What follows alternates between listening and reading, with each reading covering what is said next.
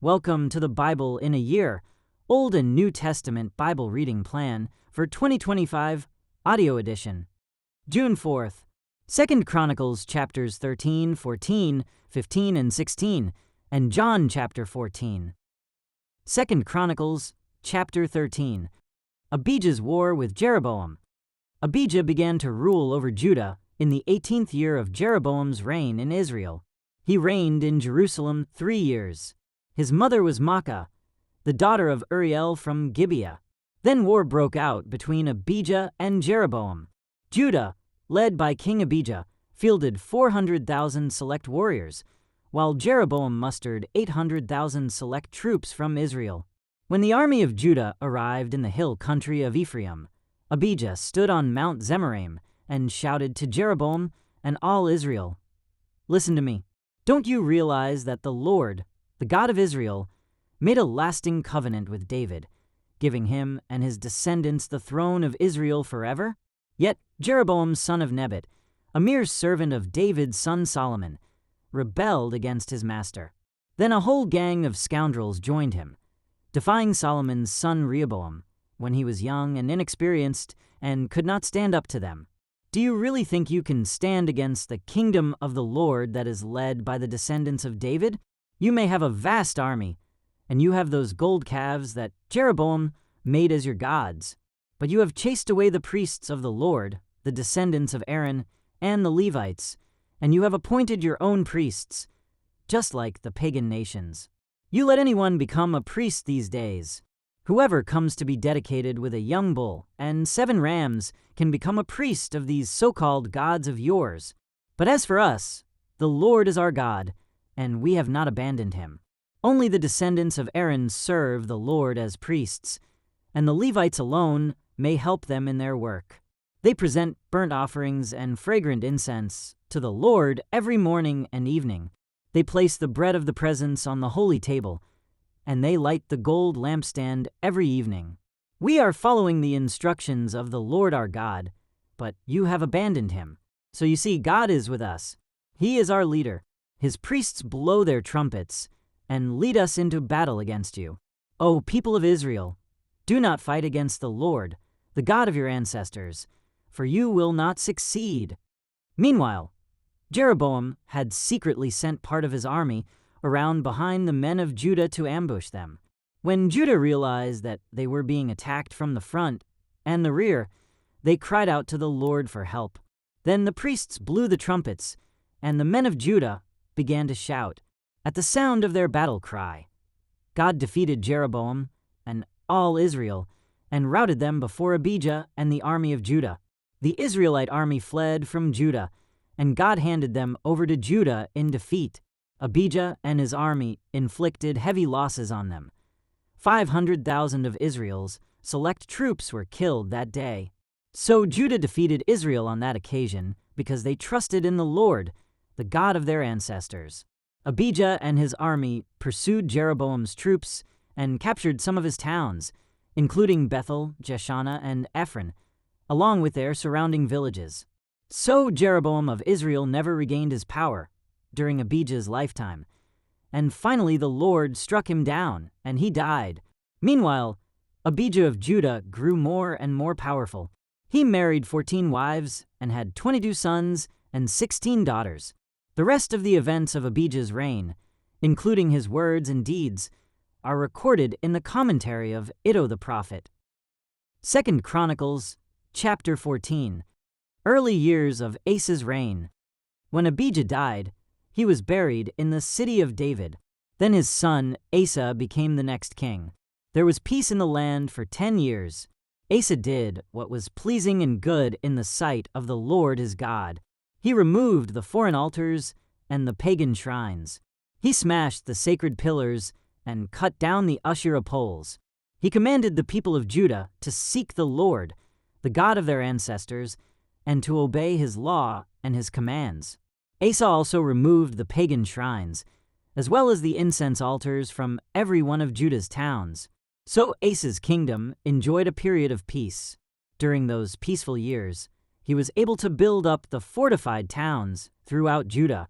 No one tried to make war against him at this time, for the Lord was giving him rest from his enemies. Asa told the people of Judah, "Let us build towns and fortify them with walls, towers, gates, and bars. The land is still ours because we sought the Lord our God, and he has given us peace on every side." So they went ahead with these projects and brought them to completion. King Asa had an army of 300,000 warriors from the tribe of Judah, armed with large shields and spears. He also had an army of 280,000 warriors from the tribe of Benjamin, armed with small shields and bows. Both armies were composed of well-trained fighting men. Once an Ethiopian named Zerah attacked Judah with an army of 1 million men and 300 chariots. They advanced to the town of Mareshah, so Asa deployed his armies for battle in the valley north of Mareshah. Then Asa cried out to the Lord his God, "O Lord, no one but you can help the powerless against the mighty. Help us, O Lord our God, for we trust in you alone. It is in your name that we have come against this vast horde. O Lord, you are our God. Do not let mere men prevail against you." So the Lord defeated the Ethiopians in the presence of Asa and the army of Judah, and the enemy fled. Asa and his army pursued them as far as Gerar, and so many Ethiopians fell that they were unable to rally. They were destroyed by the Lord and his army, and the army of Judah carried off a vast amount of plunder. While they were at Gerar, they attacked all the towns in that area, and terror from the Lord came upon the people there. As a result, a vast amount of plunder was taken from these towns, too. They also attacked the camps of herdsmen and captured many sheep, goats, and camels before finally returning to Jerusalem. 2 Chronicles chapter 15. Asa's religious reforms. Then the Spirit of God came upon Azariah son of Oded, and he went out to meet King Asa as he was returning from the battle. "Listen to me, Asa," he shouted. "Listen, all you people of Judah and Benjamin. The Lord will stay with you as long as you stay with him. Whenever you seek him, you will find him. But if you abandon him, he will abandon you. For a long time Israel was without the true God, without a priest to teach them, and without the law to instruct them. But whenever they were in trouble and turned to the Lord, the God of Israel, and sought him out, they found him. During those dark times, it was not safe to travel. Problems troubled the people of every land. Nation fought against nation, and city against city, for God was troubling them with every kind of problem. But as for you, be strong and courageous, for your work will be rewarded." When Asa heard this message from Azariah the prophet, he took courage and removed all the detestable idols from the land of Judah and Benjamin, and in the towns he had captured in the hill country of Ephraim. And he repaired the altar of the Lord, which stood in front of the entry room of the Lord's temple.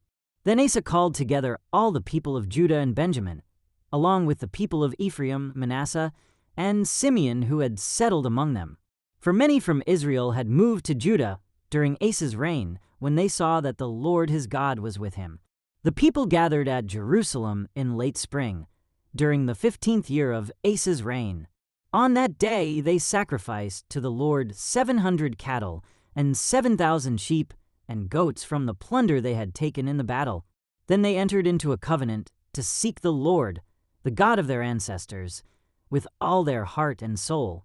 They agreed that anyone who refused to seek the Lord, the God of Israel, would be put to death, whether young or old, man or woman.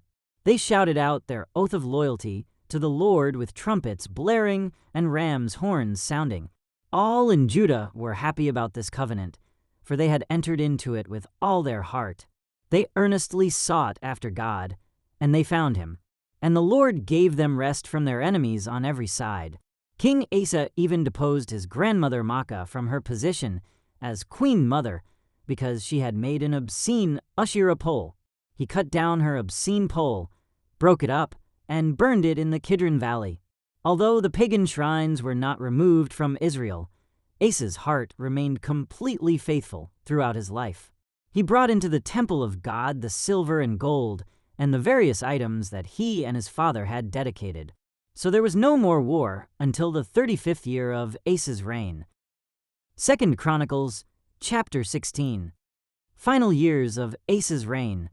In the 36th year of Asa's reign, King Baasha of Israel invaded Judah and fortified Ramah in order to prevent anyone from entering or leaving King Asa's territory in Judah. Asa responded by removing the silver and gold from the treasuries of the temple of the Lord and the royal palace. He sent it to King Ben-Hadad of Aram, who was ruling in Damascus, along with this message: "Let there be a treaty between you and me like the one between your father and my father. See, I am sending you silver and gold. Break your treaty with King Baasha of Israel, so that he will leave me alone." Ben-Hadad agreed to King Asa's request and sent the commanders of his army to attack the towns of Israel. They conquered the towns of Ijon, Dan, Abel-Beth-Maachah, and all the store cities in Naphtali. As soon as Baasha of Israel heard what was happening, he abandoned his project of fortifying Ramah and stopped all work on it. Then King Asa called out all the men of Judah to carry away the building stones and timbers that Baasha had been using to fortify Ramah. Asa used these materials to fortify the towns of Geba and Mizpah. At that time Hanani, the seer, came to King Asa and told him, "Because you have put your trust in the king of Aram instead of in the Lord your God, you missed your chance to destroy the army of the king of Aram. Don't you remember what happened to the Ethiopians and Libyans and their vast army, with all of their chariots and charioteers? At that time you relied on the Lord, and he handed them over to you. The eyes of the Lord search the whole earth in order to strengthen those whose hearts are fully committed to him. What a fool you have been! From now on you will be at war." Asa became so angry with Hanani for saying this that he threw him into prison and put him in stocks. At that time Asa also began to oppress some of his people.